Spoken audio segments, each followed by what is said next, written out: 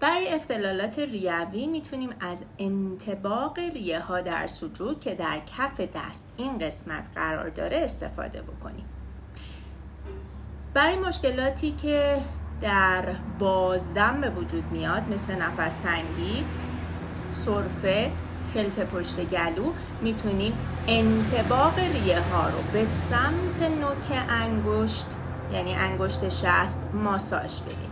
این کار موجب میشه که ما با سیستم ایمنی بدن همسو بشیم و اختلالات بازدم رو برطرف بکنیم. اگر مشکل در دم دارید میتونید از نوک انگشت شست به سمت مچ دست به این صورت، همینطور که در شکل مشخص شده در جهت فلش ها ماساژ بدید.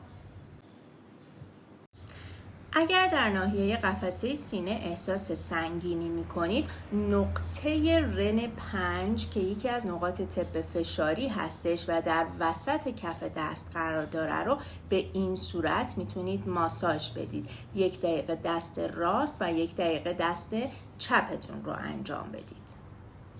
روش بعدی نامبر تراپی هستش. در این روش برای احساس سنگینی، نفس تنگی و حتی سوزش در ناحیه قفسه سینه میتونید از ماژیک یا خودکار سبز استفاده بکنید و اعدادی رو که روی تصویر نوشتم یعنی مثبت 1 و منفی 5 رو با رنگ سبز در این قسمت کف دست که چاکرای باد هستش بنویسید به این صورت.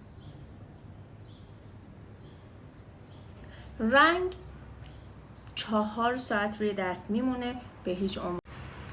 نامبر تراپی یکی از روش‌هایی است که موجب تغییرات انرژتیک در بدن میشه. بیشتر از 4 ساعت نباید روی دست باشه. 1 روز دست راست و 1 روز دست چپتون رو میتونید انجام بدید و شب‌ها هم هنگام خواب این اعداد رو از روی دستتون پاک بکنید.